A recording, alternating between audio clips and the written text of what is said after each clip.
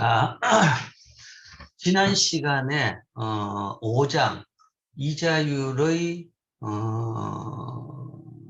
봅시다. 움직임에 대해서 봤습니다. 자, 마지막 부분에 물가 효과와 기대 인플레이션 효과에 대해서 봤죠. 자, 봅시다.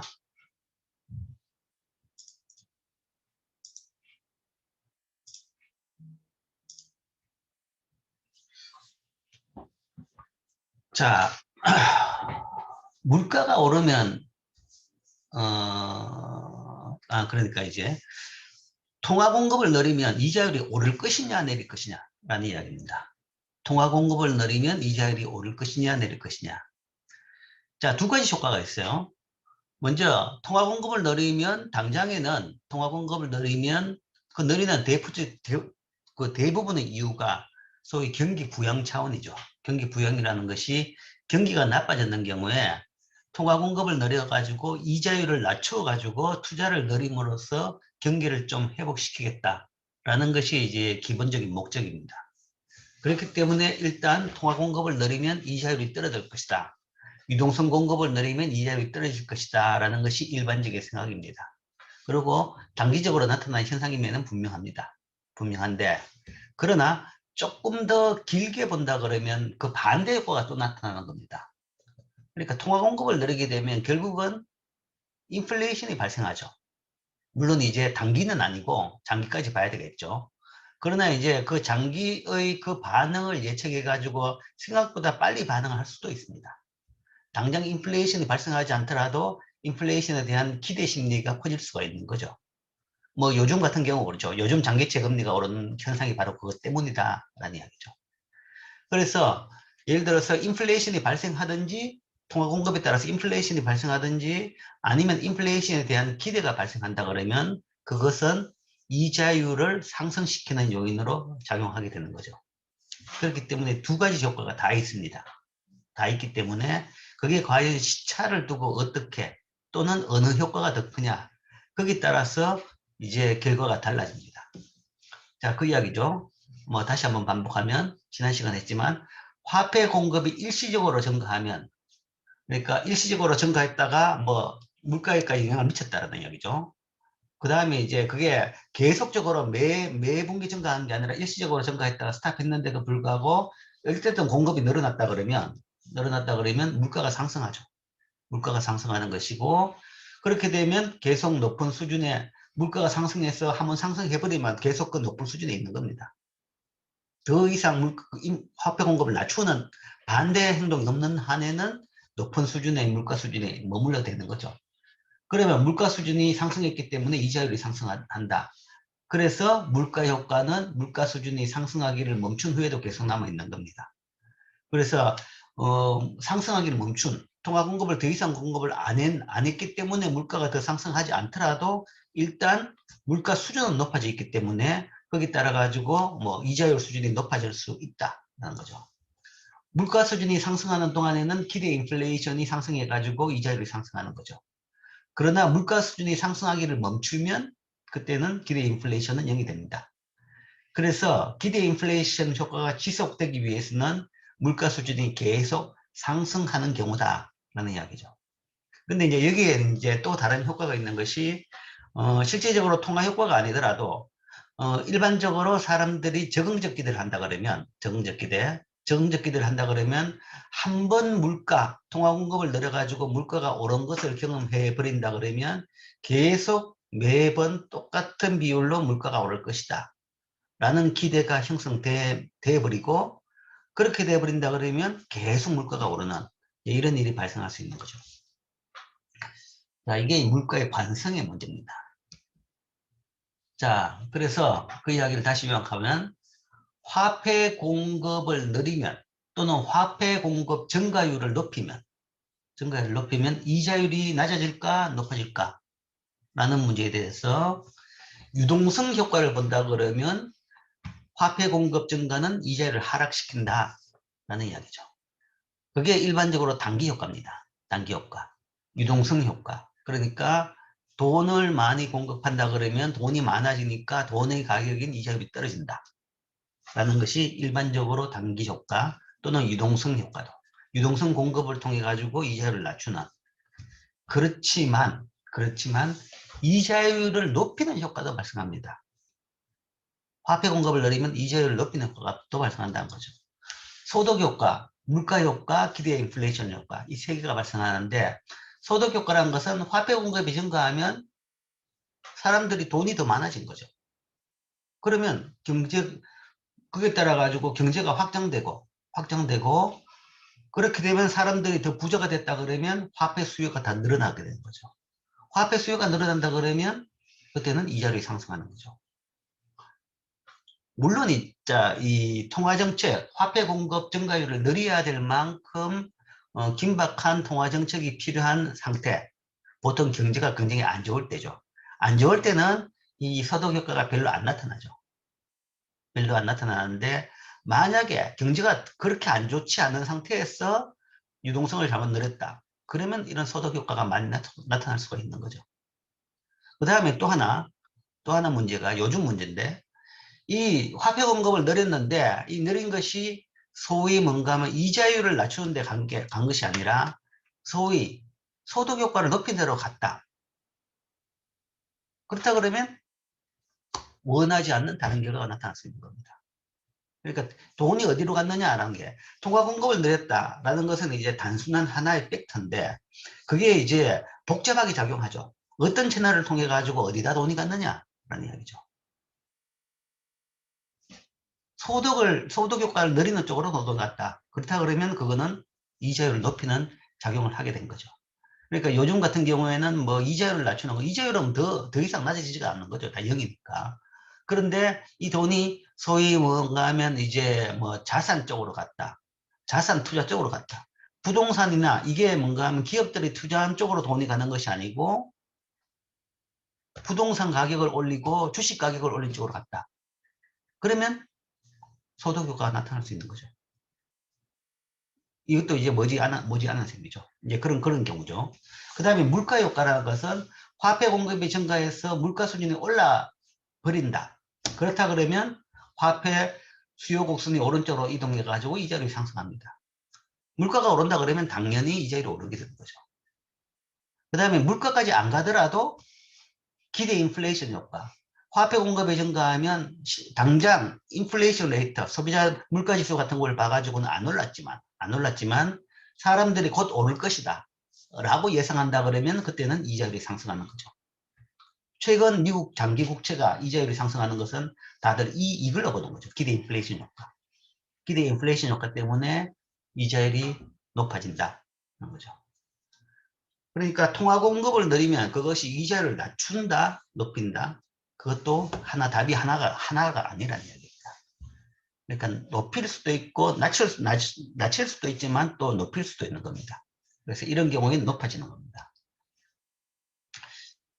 그렇다 그러면 결국은 이 세 가지 효과, 낮추는 효과, 유동성 효과하고 높이는 소득 효과, 물가 효과, 기대 인플레이션 효과 이 네 개의 양이 그러니까 이 정도가 얼마만큼 차이가 나냐에 따라 가지고 그 효과가 다 달라집니다. 뭐 제일 처음에 일반적으로 우리가 가장 바라는 정책적으로 통화정책을 가장 선호하는 입장에서 본다 그러면 제일 위의 그림이 되겠죠.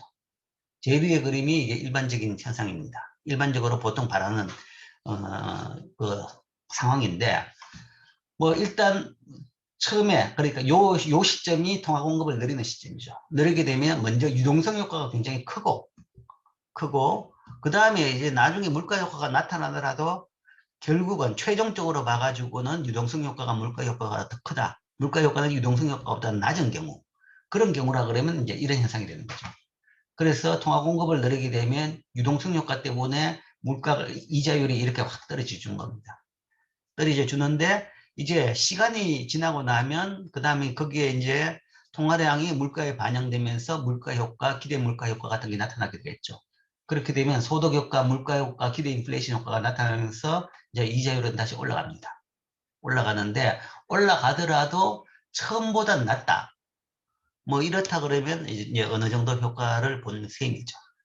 실제적으로 우리가 이제 통화 정책을 하는 제일 큰 이유가 저런 시나리오가 펼쳐질 것이다 라는 이제 기대를 가지고 통화 정책을 하는 겁니다. 그 중에 이제 뒷부분에서 사실은 부작용이죠. 그죠? 뒷부분에 이건 부작용입니다. 부작용이 나타나지만 그러나 그 부작용이 처음에 원하는 정책 효과보다 적은 걸로서 기대하기 때문에 이런 통화 정책을 하는 겁니다. 그러나 이제 밑에 두 개는 아닌 경우죠. 오히려 정책의 목적보다는 다른 결과가 나타나는 경우입니다. 뭐 이제 동일한 패턴인데 이제 정도의 차죠. 요거는 위하고 동일한 패턴인데 정도의 차인데 유동성 효과가 뭔가 하면 나타나긴 나타나서 떨어지는데 그 다음에 그 뒤에 나타나는 부작용이 훨씬 더 크다. 그러면 처음과 끝을 비교한다 그러면 이자율이 처음보다는 더 높아져 있다라는 거죠. 그래서 정책 효과에 따라서 낮추는 것보다는 부작용으로 이자율이 높아지는, 물가가 오르고 그 이자율이 높아지는 그 효과가 더 커지게 되면 결국은 처음보다는 이자율이 더 높아지는 그런 경우가 발생했다. 즉 유동성 효과가 다른 효과들보다 작은 경우에 뭐 이런 경우가 발생하죠. 그 다음에 이거는 이제 최악의 경우입니다. 유동성 효과가 굉장히 미미하고 다른 효과가 뭔가 하면 처음부터 나타나는 경우죠. 다른 효과가. 이거는 그래도 뭔가 하면 뒤에 이자율을 올리는 효과가 처음에는 안 나타났습니다. 처음에는 유동성 효과가 압도적이었기 때문에 떨어져 주는 거죠. 그리고 이제 나중에 시간을 가지고 이제 그 물가를 올리는 효과가 나타나면서 이렇게 물가 인플레이션 소득 효과가 나타나면서 이렇게 되는 거죠. 그러나 이거는 이 효과가 뭔가 하면 처음부터 같이 나타나 주는 겁니다. 물론 이제 물가가 처음부터 같이 오르는 것은 아닙니다.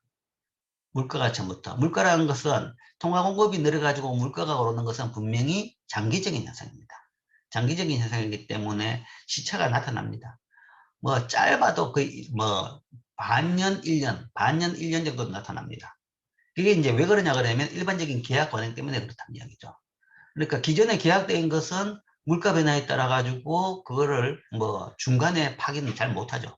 그러면 보통 이제 재계약기에 그걸 반영하게 되는 거죠. 그럼 그걸 반영하면서 물가가 오르는 거니까 보통 이제 물가는 시간을 두고 나타납니다. 그래서 이 경우에도 소득 및 물가 효과 같은 경우에는 유동성 효과가 발생하고 난 뒤에 통화 공급을 늘리고 난 뒤에 한참 있다가 시작됩니다. 시작되지만 그러나 기대 인플레이션 효과는 처음부터 나올 수 있는 거죠. 기대 인플레이션 효과. 통화 공급을 늘리면 결국은 저래 갈 것이다. 그렇다 그러면 처음에 유동성 효과가 있지만 이게 같이 나타난다 그러면 뭐가 크냐라는 이야기죠. 만약에 유동성 효과보다 기대 인플레이션 효과가 크다 그러면 처음부터 이자율은 안 떨어지고 오를 수도 있는 겁니다. 오를 수 있는 거죠. 오를 수도 있고 그 다음에 뒤에 이 소득 및 물가 효과가 가세하게 된다면 훨씬 더 많이 오를 수 있는 겁니다. 자, 그렇기 때문에 여러분들이 거시경장만 배웠다 그러면 당장 이자율이 오르면 그러니까 통화 공급을 늘리면 그것은 이자율이 떨어진다 라고만 머릿속에 박혀 있습니다. 거시경장에서는 그 이야기만 했으니까요. 통화 공급을 늘리게 되면 이자율이 떨어진다. 그게 통화 정책의 목적인 것이죠. 그러나 이제 뒤에 장기 효과를 따져본다 그러면 거시에서는 그걸 안 다뤘지만 사실은 뭐 거시 내용에는 다 포함되어 있죠. 그 화폐 수량설에 따라 가지고 통화 공급량에 따라서 물가가 오르는 것이고 그 다음에 피셔 효과에 따라 가지고 명목 이자율은 뭐 실질 이자율 더하기 기대 인플레이션 레이트인 거죠. 그렇기 때문에 그 효과를 같이 감안한다 그러면 결국은 이자율은 장기적으로는 오르게 된다. 근데 그게 장기가 아니라 생각보다 빨리 오를 수도 있다. 그러니까 정책도 그 상황에 따라 가지고 잘 운영을 해야 됩니다. 처음부터 뭐 이런 기대를 하고 정책했다면 관계없는데 이런 기대를 하고 정책했는데 이런 거 아니면 이런 효과 두 번째 세 번째 효과가 생겼다 그러면 그때는 경제가 엄청나게 문제가 생기는 겁니다. 자, 그래서 통화 공급에 따른 이자율의 반응은 이렇게 그러니까 결국은 이자율은 어떻게 결정되느냐 어떤 변수에 따라 좌우되느냐 이제 제일 중요한 부분이 통화 공급이죠. 거기에 따라서 이제 이런 식으로 다양하게 해석을 할 수 있습니다. 자, 질문. 자, 질문이 없으면 다음, 아니, 하나 더 있네. 슬라이드 하나 더 있네. 다음 슬라이드 하나 더 있네요. 한번 봅시다. 그 다음 장이 아니고, 이건 실제 데이터입니다. 실제 데이터로서 이제 어땠는지 한번 보자라는 이야기죠. 그래서 이제 미국의 그 통화 증가율과 이자율, 이자율은 시장 이자율이 되는 시장의 대표 이자율인 3개월 만기 T빌, 재무성 정권입니다. 3개월 만기 국채 이자율하고 그 다음에 통화 증가율을 보여줬습니다. 자, 여기서 이제 두드러지는 점은 이때입니다. 이때. 그러니까 60년대 이때 통화 증가율이 굉장히 높았죠. 높으니까 이자율이 이렇게 쭉 올라가는 겁니다. 통화 증가율이 높아지니까 이자율이 쭉 올라가는 거죠. 그래서 통화 증가율을 낮추니까 이자율이 떨어지죠. 떨어지는데 통화 증가율을 다시 높이니까 이자율이 다시 또 올라가는 겁니다. 낮추니까 다시 좀 떨어지고 좀 시차가 있죠. 그죠? 어쨌든 자, 통화 증가율을 높이면 이자율은 떨어질 것이다. 아니란 이야기죠. 오른다는 겁니다. 자, 물론 이제 이 경우는 반대입니다. 자, 이 경우는 자, 요게 이제 갑자기 통화 증가율이 확 늘었죠. 늘었다가 줄었고 또 확 늘었죠. 이거는 이제 왜 이러냐 그러면 이건 정책 쇼크입니다. 소위 석유파동, 1차 석유파동 때문에 통화 증가율이 늘었죠. 1차 석유파동 때문에 엄청난 불경기가 오니까 그때는 과감한 정책을 했습니다. 그래서 통화 증가율을 여기서 이만큼 갑자기 확 늘었습니다. 확 늘으니까 이자율이 떨어졌죠. 그러니까 돈을 시중에다 퍼부으니까 그때는 이제 유동성 효과가 다른 모든 효과를 압도해 버립니다. 압도해 버리기 때문에 이자율이 떨어졌습니다.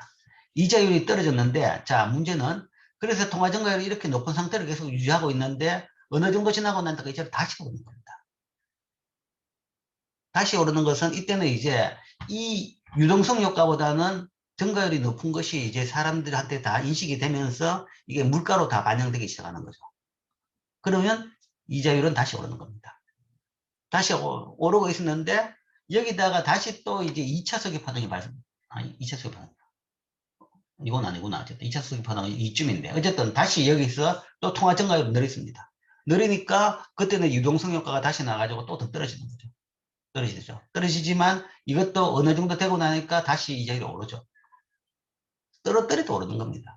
이미 뭔가 하면 올란 효과가 물가로 다 가 있는 거죠. 인플레이션 레이트로 인플레이션 기대로 다 가 있는 거죠. 그러니까 이자율이 계속 오르는 거죠. 어디까지 올랐느냐? 10%대까지 올랐다는 거죠. 그러니까 이제 안 되겠다 싶어가지고 폴 워커가 엄청난 긴축 통화 정책을 하게 됩니다. 통화 공급량을 완전히 이렇게 확 떨어뜨린 겁니다. 그러니까 불황을 감수하면서도 통화 공급량을 이렇게 쭉 내려가지고 이자율을 이렇게까지 떨어뜨린 거죠. 자, 어쨌든 여기서 보면 화폐 공급이 증가하면서 이자율이 상승했다. 이 이야기는 이때 이제 이게 두드러지죠. 아주 긴 기간 동안에 화폐 공급이 증가하면서 유독 이자율이 상승했다. 이는 물가 효과, 소득 효과 및 기대 인플레이션 효과가 유동성 효과를 압도한 경우다. 단기적으로 확 부으면 유동성 효과가 클 수는 있습니다. 그게 이제 이런 경우죠. 이런 경우가 단기적으로 확 부어버리니까 유동성 효과가 발생하죠. 발생하지만 계속 높은 상태를 유지한다 그러면 그때는 유동성 효과보다는 나머지 이자율 상승 효과가 훨씬 더 큽니다. 그러니까 유동성 효과는 단기적으로 효과 있는 소위 마약 같은 거다라는 이야기죠. 마약 같은 것일 따름이지 경제는 금방 그 마약에 중독이 됩니다. 중독이 되고 나면 더 이상 그 마약은 듣지가 않습니다. 정책이라는 게 이제 그런 거다. 이 뒤에 이거는 사실은 설명하는 것도 좀 난해하죠. 설명할 필요도 없는 것이고. 뒤에 이렇게 된 것은 이거는 이제 정책금리를 완전히 낮춰버렸기 때문에 이게 그냥 바닥에 붙어버린 겁니다. 더 이상 이때는 우리가 유동성 함정에 빠져 있다. 리퀴디티 트랩이라고 이야기하죠. 유동성 함정에 빠져 있기 때문에 더 이상 채권 시장은 작동을 하지 않는 겁니다.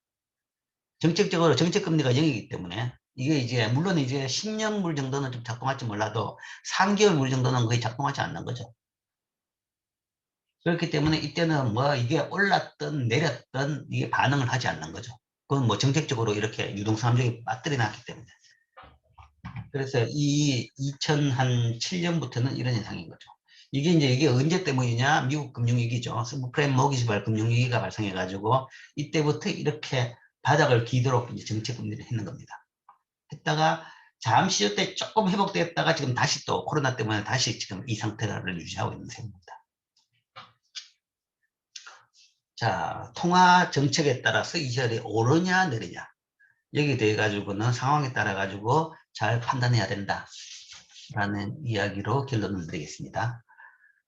자, 그 다음으로는 이제 다음 장 우리가 6장으로 가겠습니다. 그 다음 장은 이제 이자율에 대한 3개 장에 걸친 이야기 중에 마지막 장입니다. 이자율의 위험 구조와 기간 구조.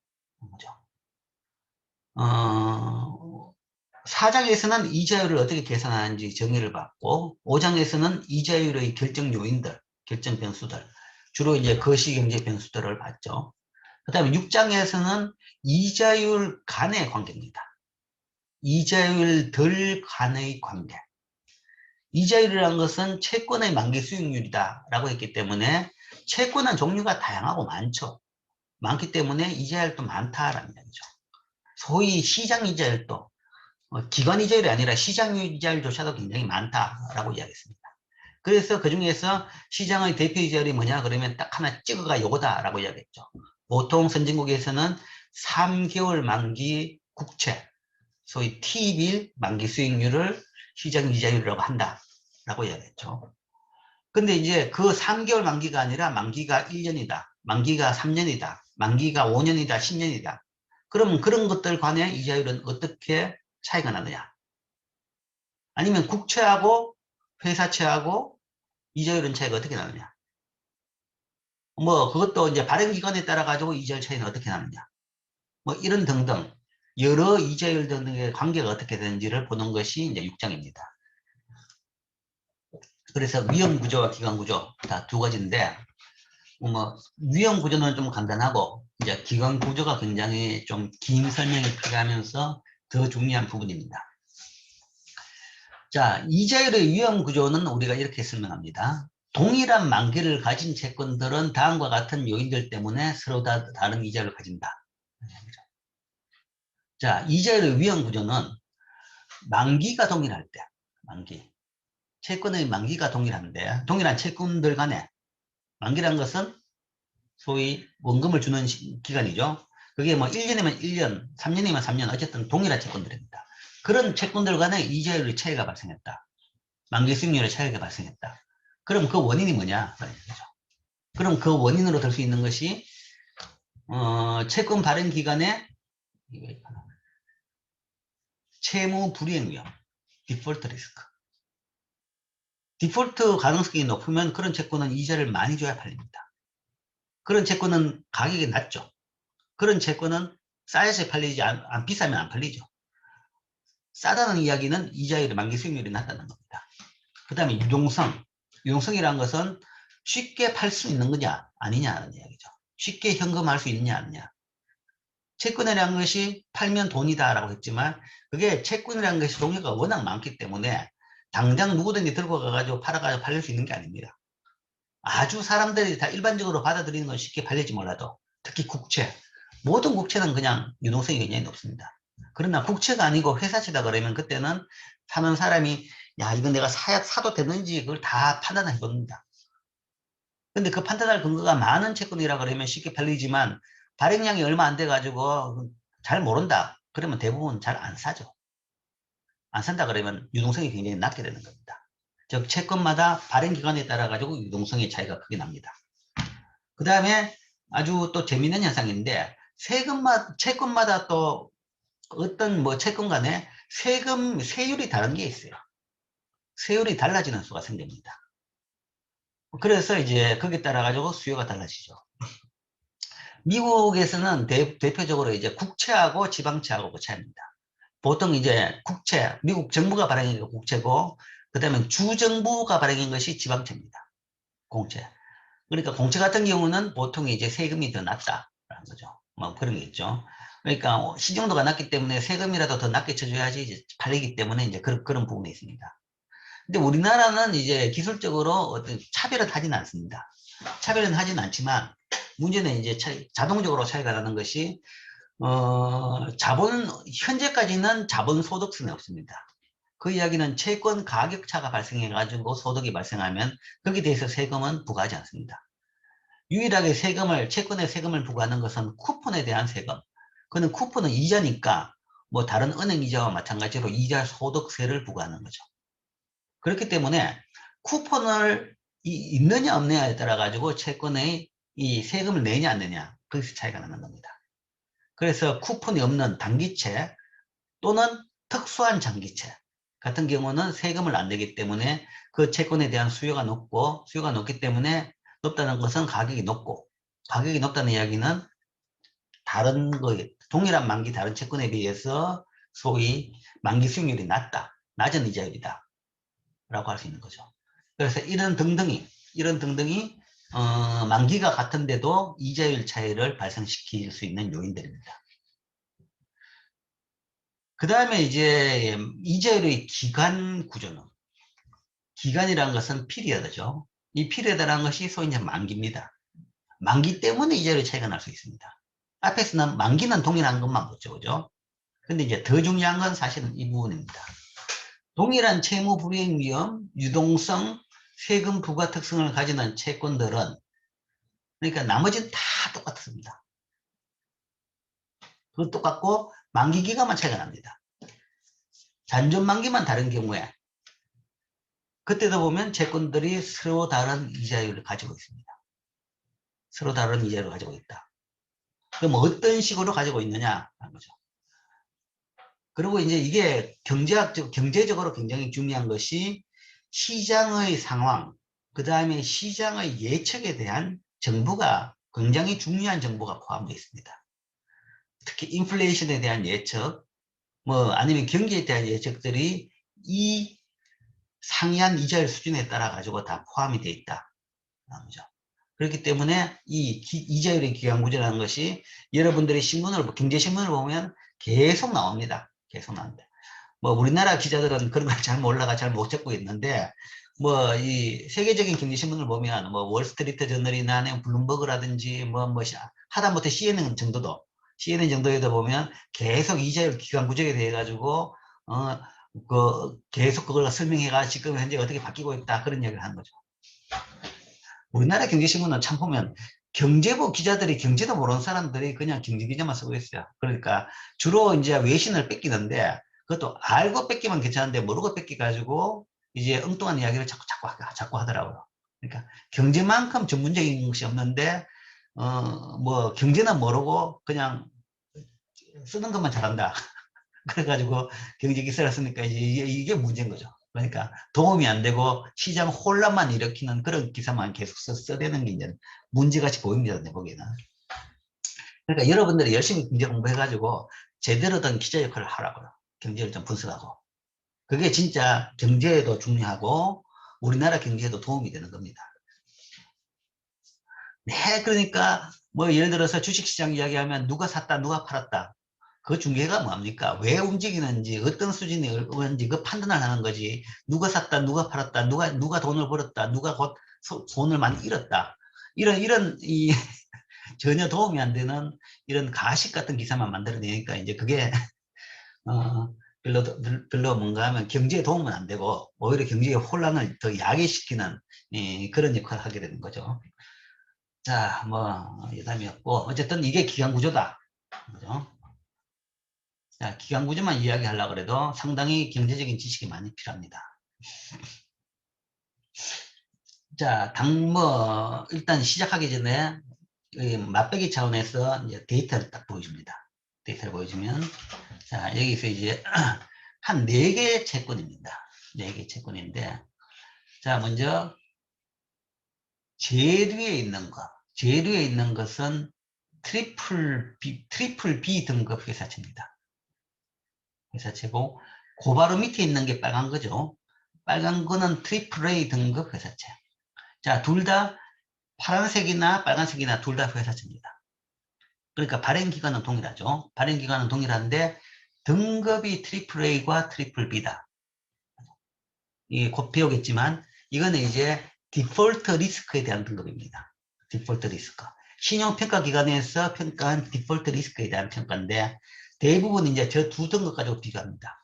사실은 등급은 따지면 뭔가 한 열 몇 개, 한 19개 정도 굉장히 많은 등급이 있습니다. 많은 등급인데 세세하게 한 등급보다는 이게 한 등급차가 한 17개 정도 차이가 납니다. 17개 정도 차이가 나는데 이 정도 차이는 이제 확실한 차이가 보여주는 거죠.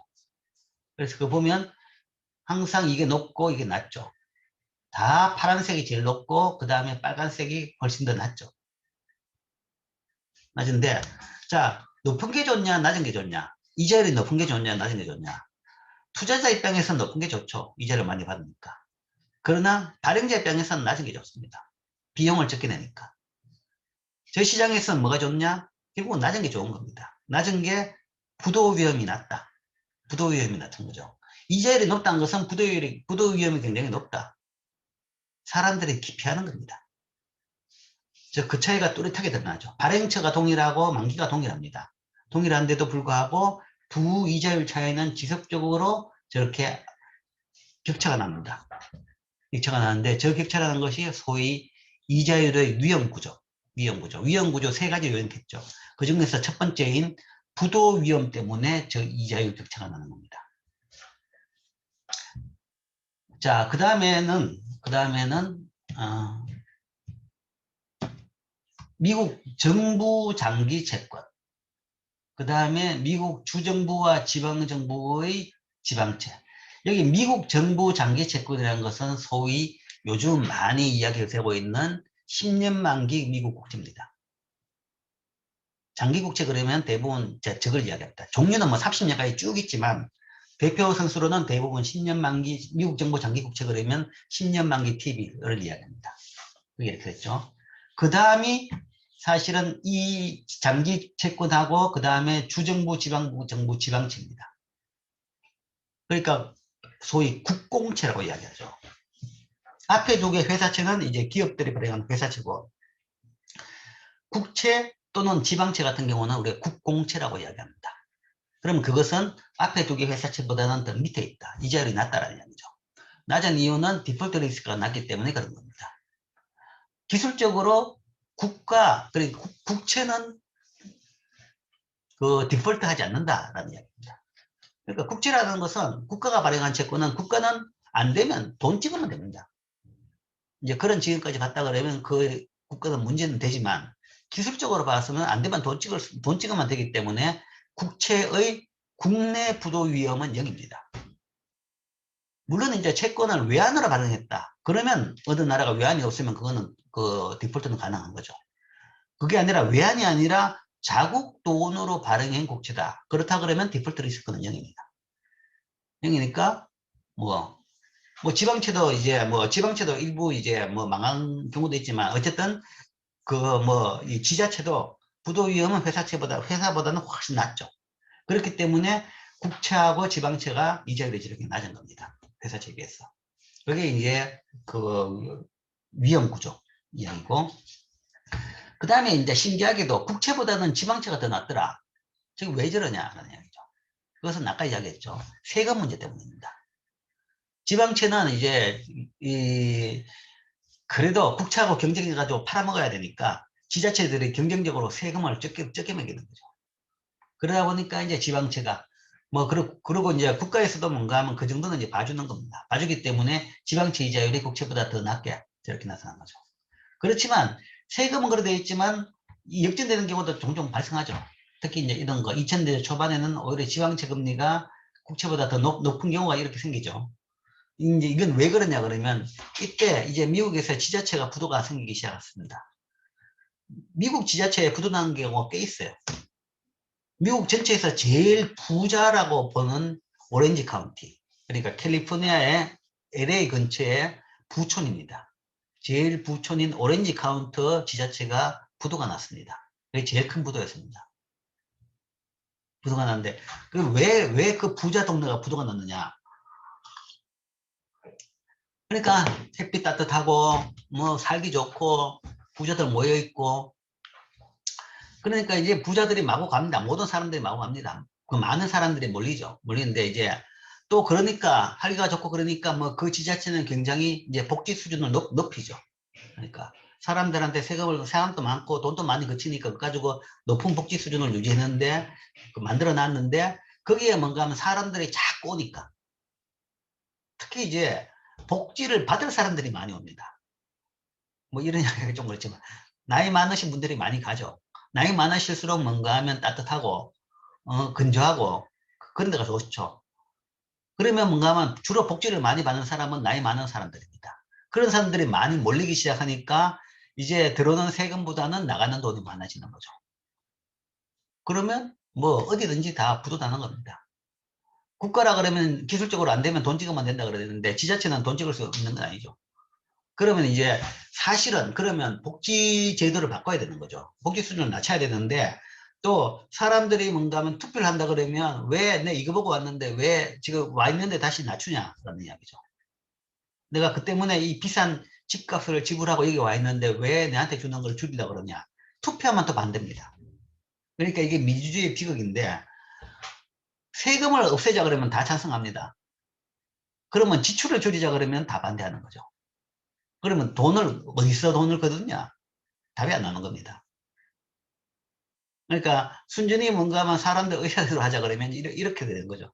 이제 그런 게 극단적인 게 오렌지 카운트 같은 경우는 이제 부도가 나버리는 거죠. 그런 식으로 미국 여러 지자체들이 이때 이제 부도가 한참 났습니다. 부도가 나면서 이제 이 역전이 되는 거죠.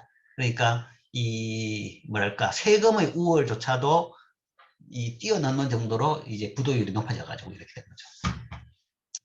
뭐 우리나라도 그런 차원에서 뭐 지자체 부도 이야기가 많이 나왔죠. 나온 것이 지금 문제가 되는 지자체로서는 뭐 인천이 제일 먼저 한번 들었었고, 그 다음에 강원도, 도도 그렇고, 태백, 그 다음에 저 밑에는 태백이 오토리저 때문에 뭐 굉장히 문제가 많았었고, 그 다음에 영월도 그랬고, 뭐 여러 지자체들이 지금 이제 뭐 강원도 자체 같은 경우에는 알펜시아 문제, 아직도 해결이 안 되고 있는 엄청난 그래서 부채를 지금 안고 있습니다. 그래서 이제 중앙정부에서 지자체가 이제 돈 쓰는 데 대해 가지고 요즘에는 강력하게 이제 제어를 하고 있죠. 제어를 해가지고 그런 이제 부실이 발생 안 하도록 지금 잘 관리를 하고 있습니다.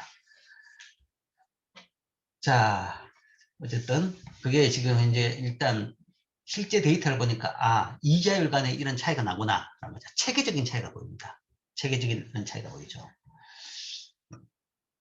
자, 그러면 이제 위험 구조에 대해서 계속 이야기하죠. 뭐, 대략 설명을 했죠. 설명했는데, 뭐, 이거 한번 읽어보면서 다시 한번 요약을 합시다. 채무 불이행 위험이 뭔지 아까 말로 다 대부분 설명했습니다. 채무 불이행 위험은 채권의 발행자가 이자 또는 액면가라는 것이 뭐 쉽게 이야기하면 원금이죠. 원금이고 나중에 약정한 가격, 주겠다는 돈입니다. 그거를 약속한 날짜에 지급할 수 없거나 지급할 의사가 없게 된 가능성이죠. 지급 안 하는, 못 하는 가능성. 그러면 내가 그 채권 사는데 든 돈이 날아가는 겁니다. 이게 이제 채무 불이행 위험입니다. 그 위험이. 미국 재무성 장기 채권은 채무 불이행이 없는 채권으로 간주됩니다. 대부분의 국채는 채무 불이행 위험이 없는 채권으로 간주됩니다. 왜냐하면 만약에 뭐 돈이 없다 그러면 당장은 뭔가 하면 세금을 더 걷어가지고 돈을 갚아줄 수가 있으니까. 그리고 극단적으로 세금도 못 걷는다 그러면 돈을 찍으면 되는 겁니다. 그렇기 때문에 기술적으로 국채는 채무 불이행이 0인 채권이다 라는 것이 이제 우리가 보통 이제 생각이죠. 이 위험 프리미엄은 동일한 만기 채무 불이행 위험이 있는 채권의 이자율과 채무 불이행 위험이 없는 채권 간 이자율 간의 스프레드는 차이입니다. 차이. 간격이고 차이죠. 그래서 그 간격을 이자율에서는 금융시장에서는 스프레드라고 이야기합니다. 가격 간의 격차죠. 그래서 여기서는 이자율의 격차죠. 그래서 이 이자율 또는 위험도의 격차를 우리가 위험 스프레드라고 그러고 그 스프레드에 따라 가지고 위험 프리미엄이 달라집니다. 프리미엄이란 것은 소위 여기서 말하는 이자율 차입니다. 그래서 위험도가 높으면 이자율이 더 높더라. 아까 봤죠. 국공채보다 회사채가 이자율이 더 높았죠. 그럼 높은 이자율 요 차만큼이 소위 말해서 위험 프리미엄입니다. 내가 프리미엄이 얼마다라고 지불하는 건 아닌데 그게 이제 시장에서 서로 거래되면서 그렇게 그 프리미엄이 결정이 되는 거죠. 그리고 그 프리미엄이 시장이 위험도가 높아지면 격차가 벌어지고 그 다음에 시장에서 위험도가 낮아지면 위험이라는 것이 사실은 이제 뭐 크면 리스크가 많습니다. 거시경제적 위험.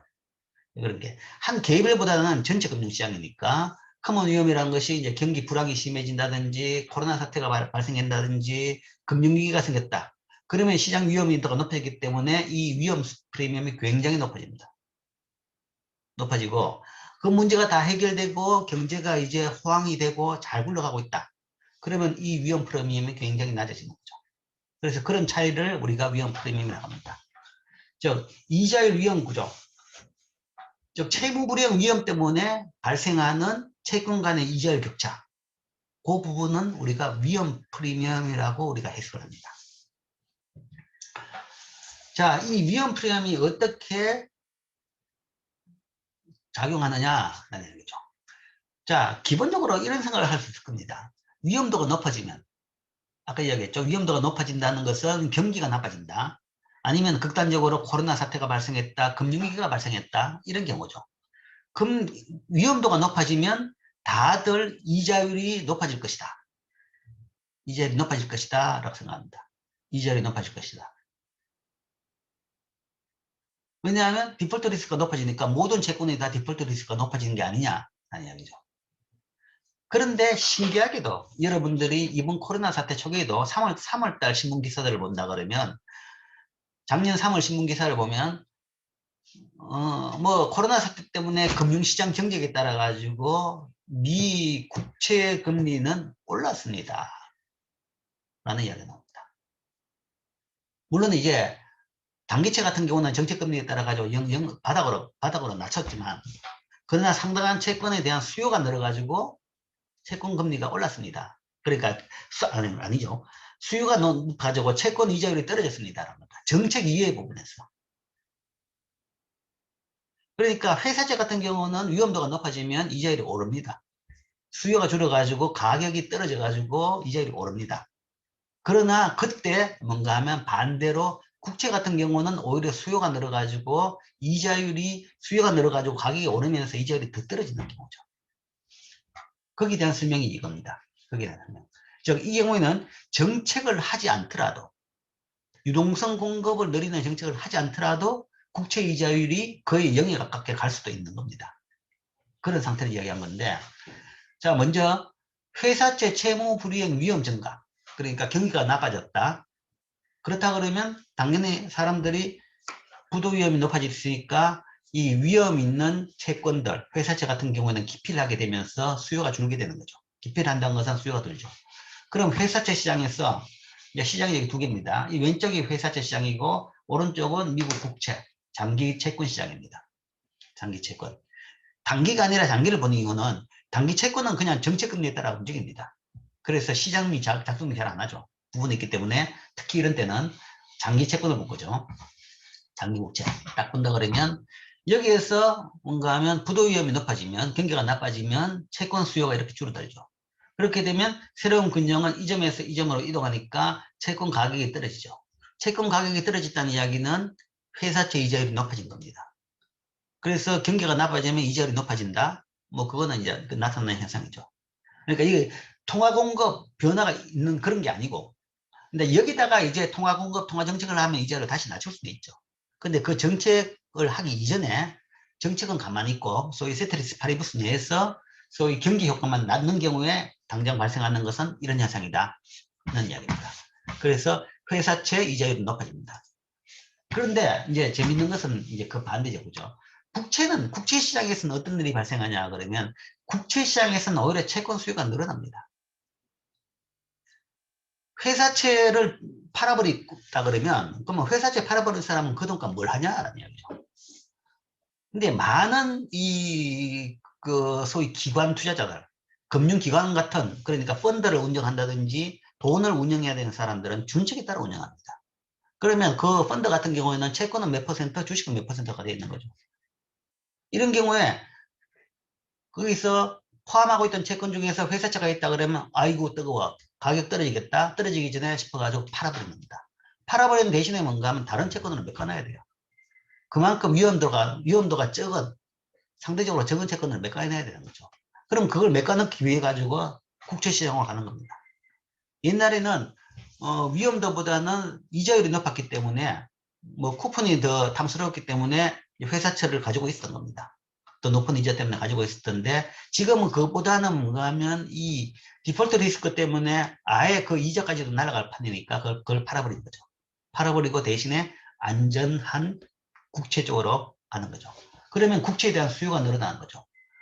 저판 수요가 이쪽으로 가는 겁니다. 이쪽으로 가면 그러니까 채권 시장이라는 것이 뭔가 아마 조금만 유동성이 있지만 어느 정도 분리되어 있다. 채권 시장, 주식 시장, 외환 시장, 시장마다 나름대로 이렇게 분리가 되어 있습니다. 그럼 채권 시장 내에서 이 수요가 이쪽으로 가면서 국채에 대한 수요가 늘게 되면 그때는 균형 가격이 여기서 이렇게 가게 되죠. 그러면 국채 가격이 올랐다. 국채 가격이 올랐다는 이야기는 국채의 이자율이 떨어집니다. 항상 세계 경제가 나빠지면 항상 미국 국채 금리는 떨어집니다. 세계 경제가 나빠지고 이상한 일이 생긴다 그러면 그때는 위험이 높아져가 이자율이 오르는 것이 아니라 안전자산에 대한 선호도 높아. 안전자산에 대한 선호 성향으로 미국 국채 금리는 떨어졌습니다. 라는 것이 전형적인 그 기사들의 멘트입니다. 그 안전자산에 대한 선호도라는 것은 이 위험자산을 팔고 이 대신에 뭔가 하면 안전자산으로 교체를 하는 거죠. 그 세계적으로 최대 안전자산이 소위 말해서 미국 국채다라는 이야기죠. 그렇게 되면 재무성 채권 수요가 오른쪽으로 늘어나가지고 재무성 채권 가격은 상승하고 회사채 가격은 하락한다. 이에 따라서 재무성 채권, 국채 이자율은 하락하고 회사채 이자율은 상승하는 거죠. 그렇게 되면 그 두 격차는 옛날에 비해 더 커집니다. 더 커집니다. 격차가 커진다는 거죠.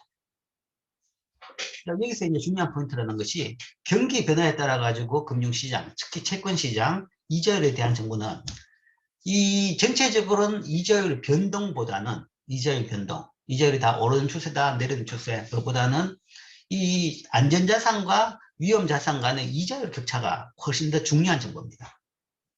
시장이 위험해지면 그 격차가 많이 늘어난다 라는 것이 이제 다 두드러지는 현상이죠. 자, 이것이 부도 위험 증가에 따라서 두 시장의 반응입니다.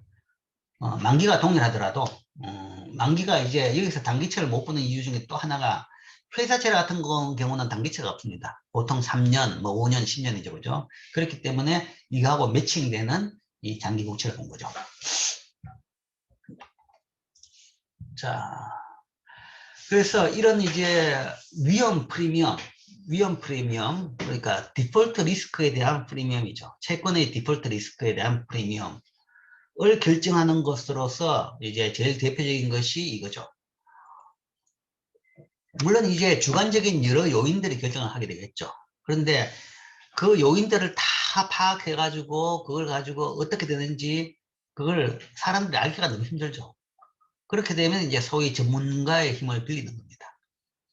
그래서 이제 그 전문가가 된 사람들이 소위 말해서 신용평가 기관이라는 거죠. 신용평가 기관에서 그냥 이거는 이렇고 저거는 이렇고 말로 하면 너무나 복잡하기 때문에 간단하게 자기들이 나름대로 모든 걸 다 스타디 해가지고 뭔가 하면 점수를 매겨가지고 등수를 매겨줍니다. 그래서 이렇게 신용 등급을 이렇게 쭉 하는 거죠. 트리플 A부터 시작해가지고 C까지. 아니면 어떤 기관은 D까지 이렇게 등급을 매기죠. 뭐 대학교 학점하고 비슷한 거죠, 그죠? A일수록 좋고 A도 A 플러스, A 제로, A 마이너스 이런 겁니다. 여기서는 이제 더 세분하기 위해서 A를 트리플 A. 그러니까 모든 기관 토탈 다 제일 좋은 거는 트리플 A입니다. 트리플 A. 그 다음이 더블 A.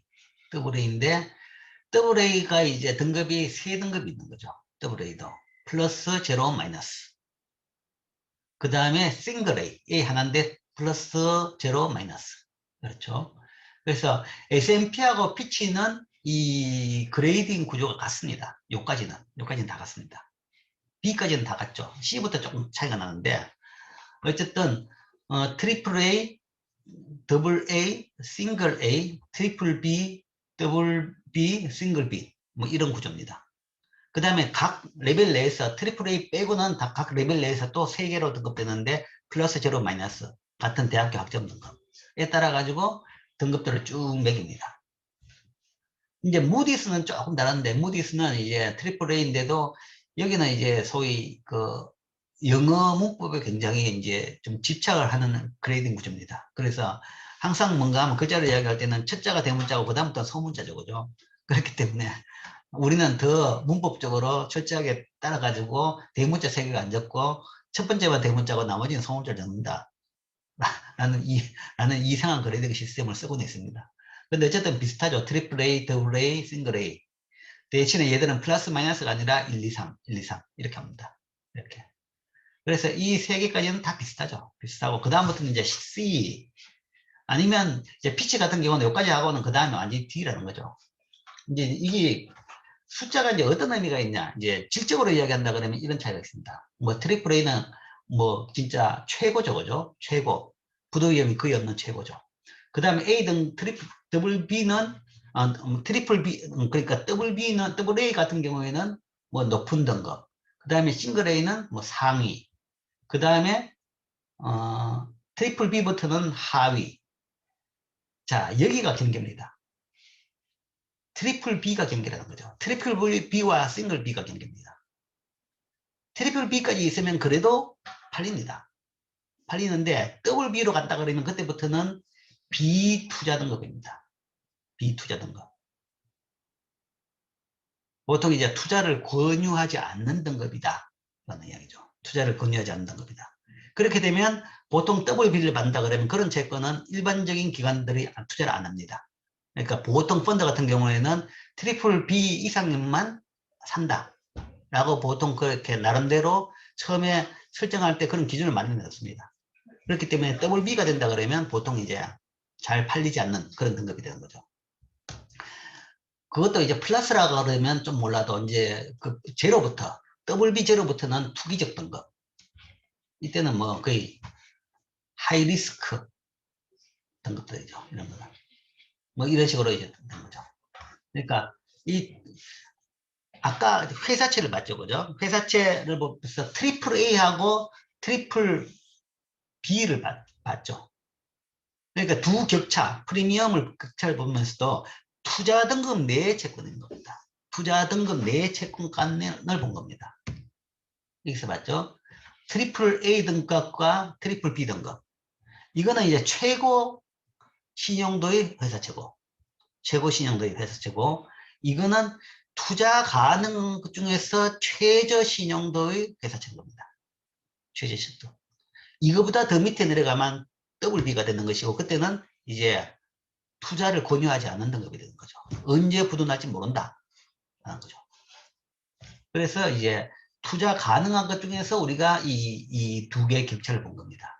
물론 이제 트리플 B는 뭐 안에 네 세 개가 있지만 이거는 뭔가 하면 그 세 개의 평균값이다 정도로 생각하면 될 겁니다. 그런 식으로 신용평가기관에서 나름대로 채권에 대해 가지고 신용평가를 합니다. 신용평가를 해가지고 말해주면 이제 투자자들은 뭐 자기들이 모든 걸 잘 모르니까 이런 평가기관들의 평가를 보고 뭐 투자를 하게 되는 거죠. 그 숫자를 이 값을 보고 투자를 하게 되는 겁니다. 그리고 일반적으로 대부분 경우에는 이제 채권을 발행할 때 기관마다 조금 차이는 있지만 복수의 신용평가기관의 신용평가를 받으라 하는 거죠. 받아야지 일반적으로 국가가 공인한 시장에서는 거래가 가능합니다. 뭐 우리나라도 마찬가지입니다. 우리나라도 공인된 신용평가기관 두 군데서 그 신용평가를 받아야만이 채권이 발행 가능합니다. 하나가 아니라 두 개인 것은 뭐 하나라 그러면 상당히 바이어스가 될 수가 있는 거죠. 그렇기 때문에 복수를 받으라 라는 거죠. 근데 이제 뭐 금융위기 하면 이런 이야기가 많이 나오는데 이런 신용평가기관들의 평가가 엉터리다라는 이야기인데 근데 금융위기가 발생하면 다 평가가 엉터리 돼요. 금융위기를 정책에 누가 알겠습니까? 아니 제일 잘하는 그 감독기관 규제기관도 잘 몰라가지고 금융위기를 생기는 거를 어떻게 막지를 못했는데 신용평가기관에서 사전에 어떻게 알고 그걸 평가를 해놨겠습니까? 물론 이제 너무 이 평가기관을 내가 옹호하는 식으로 말하는 게 말인데 본질적인 문제는 뭔가 하면 정부가 정책을 잘못해가 금융위기가 생겼는데 그걸 엉뚱하게 뭔가 하면 그건 기관에다 책임을 전가하는 꼴이죠. 물론 이제 기관들도 잘못은 많이 하죠. 잘못은 많이 하는 것이 실제적으로 부정행위도 많이 적발됩니다. 그러니까 소위 평가받는 기관들한테 뭐 이 브라이브를 받아가지고 좋게 평가해줬다. 그런 경우가 나타나죠. 그건 당연히 뭐 엄벌을 해야 되겠죠. 엄벌을 해야 되는데 그런 케이스를 엄벌을 해야지 금융위기 생겼다고 신용평가기관이 잘못했다고 이야기한 거는 말이 안 되죠. 금융위기를 못 막은 정부 정책을 잘못해야죠. 그 문제를 삼아야죠. 어쨌든 이런 이제 평가를 합니다. 평가를 하는데 금융위기 생겼다 그러면 이런 모든 평가는 다 말짱할 겁니다. 말짱할 거고. 그 다음에 이제 국가에 대한 평가를 합니다. 그래서 요즘은 잘 안 나오던데 계속 뭐 한번 밝힐 때마다 신문에 또 대문짝같이 지금 우리나라 평가는 뭐 지금 아마 이 정도 나왔을 겁니다. AA 플러스, AA 등급입니다. AA 제로 아니면 플러스 등급입니다. 아니 뭐 등급을 받았다. 그래서 우리 경제는 이만큼 좋다. 뭐라고 이야기합니다. 우리 경제가 이렇게 좋게 평가받았다. 라고 이야기하는데 그것도 사실은 좀 무식한 이야기죠. 아니 뭐 신용평가 기관 거기서 뭐 나라를 어떻게 평가합니까? 나라를 평가하는 것이 아니라 우리나라가 발행하는 채권의 신용도를 평가하는 겁니다. 그래서 주로 보는 것이 그 나라의 재정 상태, 부채가 얼마나, 국가 부채가 얼마가 있고 재정 흑자가 얼마고 적자가 얼마냐. 그래서 그 채권을 발행해 가지고 우리나라도 국채를 발행하니까 이제 그 국채는 주로 국내용은 아닙니다. 해외에 발행하는 거죠. 실제 이제 외환이 넘쳐가지고 주체도 못한 지경인데도 불구하고 계속 발행을 합니다. 발행하는 이유가 그걸 통해 가지고 소위 뭐 금융시장에 필요한 정보를 주기 위해서 계속 그 국채금리, 거기서의 리스크 프리미엄 때문에 그러니까 디폴트 프리미엄 가지고 그게 뭔가 모든 시장에 대한 정보의 시작점이 되기 때문에 뭐 시장에서 요구를 하니까 계속 발행을 합니다. 발행을 하기 때문에 그런 이제 채권에 대한 신용평가를 그 평가기관들이 다 하는 거죠. 해가지고 뭐 우리나라가 뭐 이렇게 됐다. 뭐 최근에 일본이 아마 싱글 A 정도로 떨어졌을 겁니다. 한 4년, 5년 전부터 역전이 됐어요. 일본은 밑으로 확 떨어지고 있고 우리나라는 이렇게 계속 올라가고 있는 거죠. 올라가서 지금 이 정도입니다. 이 정도인데 이제 그것은 뭐 당연하죠. 일본 경제가 뭐 아무리 뭐 좀 추락을 했어도 뭐 우리보다 훨씬 센 건 맞습니다. 맞는데도 불구하고 이 신용평가 기관에서의 평가가 엇갈리는 건 당연하죠. 일본은 부채가 너무 많은 거죠. 부채가 많기 때문에 지금 세계적으로 봤을 때 저거 어떻게 갈지 다들 의아해하는 정도로 국가 부채가 많은 상태입니다. 지금은 저 나라는 그러니까 저거는 절대 유지 불가능한 상태입니다. 왜냐하면 지금 뭐 이 부가세를 조금 올린다고 해가 전혀 해결이 안 되는 것이 어차피 부채 이자 때문에 부채 이자 받기 위해 가지고 계속 채권을 더 발행할 수밖에 없는 그 이야기는 계속적으로 뭔가 훨씬 더 늘어날 수밖에 없는 그 속도를 더 이상 잡을 수 없는 그런 지경까지 온 겁니다. 결국 망할 때까지 가겠죠. 저 터질 때는 엄청난 일이 터지는데 그러나 이제 일본은 아직 빨리 딴 나라에 비해서 빨리 안 터진 이유는 그 채권을 다 일본 국민들이 가지고 있기 때문에 안 터진 겁니다. 아까도 이야기했죠. 국내에 발행됐던 국채는 디폴트 개념이 없다는 거죠. 세금을 안 되면 징수할 수 있는 거고 세금을 못 징수한다 그러면 뭐 돈을 찍어 가지고 또 할 수도 있다 라는 이야기죠. 뭐 아니면 이제 뭐 돈을 찍어서 한다는 것은 뭐 극단적인 얘기지만 뭐 19세기 이야기지만 돈을 많이 찍어 가지고 인플레이션을 야기시켜 가지고 채권의 가액을 절반으로 만들어 버립니다. 뭐 이런 것들 하나의 방법입니다. 뭐 그런 게 있기 때문에 이제 디폴트로 가지는 않고 있는 거죠. 어쨌든 그런 것들을 우리가 신용평가라고 이야기합니다. 신용평가. 현재 이래 이 세 기관이 3대 신용평가 기관이라고 합니다. 무디스, S&P 이 두 개는 미국 기관이고 피치는 영국 기관입니다. 그래서 세계 금융시장에서 채권을 발행하려고 그러면 보통 이제 이 세 기관 중에서 두 개의 그레이딩을 받습니다. 받는데 이건 이제 세계 금융시장에서 발행할 때 이야기고 국내 금융시장은 이런 데까지 받을 필요 물론 받아도 괜찮죠. 받는데 이제 이런 데서 그레이딩 받으려고 그러면 비싸요. 비싸요. 뭐 국가가 여기다 그레이딩을 받지 않습니다. 국가는 받지는 않고 국가는 자기들이 알아서 하는 거고, 왜냐하면 이들 기관들은 다 국가 평가를 해야 되는 것이, 모든 회사들은 그 국가 내에 있는 회사죠. 그렇다 그러면 일단 그 국가에 대한 평가가 있어야지 그 다음 그 국가 내에 있는 채권 발행하는 기업의 신용평가를 할 수 있는 겁니다. 그렇기 때문에 자기 필요에 따라 가지고 그 국가에 대한 신용평가를 계속 하는 겁니다. 하기 때문에 국가는 신용평가 받는다고 따로 돈은 안 내지만 회사들은 신용평가 받기 위해 가지고 큰 돈을 냅니다. 내기 때문에 이거는 비싸고, 그래서 우리나라 국내에서 발행하는 우리나라 회사 같은 경우에는 우리나라 국내에 있는 신용평가 기관들이 있습니다. 뭐 한신평, 한기평, 뭐 서울신용평가, 이런 이제 3개 기관들이 있죠. 이런 3개 기관이 있어가지고 거기서 복수 2군데에서 신용평가를 받습니다.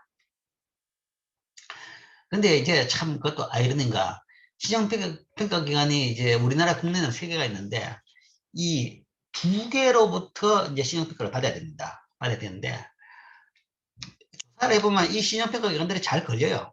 잘 걸리는 것이 아까 말한 대로 뭔가 하면 이 뭐 뇌물 받고 신용평가를 후하게 줬다, 그런 것들이 걸립니다. 한 번씩 걸리면 뭔가 하면 징계를 받죠. 뭐 뇌물을 안 받았더라도 소위 뭔가 하면 규정에 어긋난 신용평가를 했다, 이런 것들이 종종 보입니다. 그러면 이제 거기 따라 가지고 규제를 받습니다. 처벌을 받습니다. 처벌, 영업정지 3개월, 이렇죠. 근데 그걸 함부로 못해요. 왜냐하면 2군데를 한꺼번에 영업정지를 시켜놓으면, 사실은 3군데를 한꺼번에 영업정지 시킬 사유들이 몇 번씩 발생했는데 2군데만 영업정지 시켜놓으면 회사채 시장이 돌아가지 않습니다. 신용평가 받을 데가 없는 거죠. 그렇기 때문에 이거 규제를 해야 되는데, 처벌을 내려야 되는데 3개 중에서 1개씩 교대로 내리는 거죠. 그러니까 서로 뭔가 한번 담합을 할 수 있는 그런 구조가 되어 있는 거죠. 그러니까 신용평가라는 것이 훨씬 더 이제 기관들이 좀 더 많았으면 좋은데, 뭐 우리나라 채권 시장이 크지가 않기 때문에, 뭐 4번째 시장, 4번째 회사가 생긴다고 해가지고 또 먹고 살기도 쉽지가 않은 거죠. 그렇기 때문에 이제 그런 이제 경제 규모에 따른 그런 뭐 애환이 있긴 있습니다. 자, 위험 구조 계속해서 이제 제일 첫 번째 디폴트 리스크를 이제 이야기했고, 2번째 뭐는 아까 또 이야기했죠, 설명했죠. 유동성이라는 것은 자산, 특히 이제 채권 같은 것을 현금으로 전환할 수 있는 상대적인 용이성이죠. 그래서 이제 뭐 그걸 결정하는 변수 중에서는 채권의 매도 비용, 쉽게 싸게 팔 수 있느냐, 그 다음에 채권 시장에 존재하는 매입자와 매도자의 수입니다. 쉽게 이야기하면 거래량이 많은, 발행량이 많은 채권은 유동성이 높습니다. 발행량과 거래량이 많다 그러면 그거는 유동성이 높죠. 그러면 언제든지 쉽게 현금화할 수 있는 겁니다. 그러나 발행량이 적은 채권, 그것은 이제 그 발행량의 스펙트럼을 뭘로 볼 것이냐 라는 거지만, 회사라든지 아니면 또 다른 차원이라 그러면 신용 등급별, 뭐 그렇게도 볼 수 있습니다. 거기에 따라 가지고 유동성이 차이가 나는 거죠. 그래서 발행량이 많은 채권은 유동성이 높기 때문에 상대적으로 뭔가 하면 더 고평가될 수 있고 이자율은 낮을 수 있다. 그 다음에 소득세, 세금에 따라 가지고 차이가 난다라고 이야기했죠. 그래서 미국 같은 경우에는 지방채가 그 때문에 조금 이자율이 더 낮은 경향이 있다. 뭐 그런 게 차이가 있습니다. 이런 것들이 이자율의 위험구조. 이자는. 그래서 뭐 이것도 뭐 미국 예지만 그 지방채, 그러니까 세금 면제에 따라 가지고 세금이 면제되면 지방채에 대한 수요가 더 높아지는 거죠. 결국은 투자자는 세후 수익률입니다.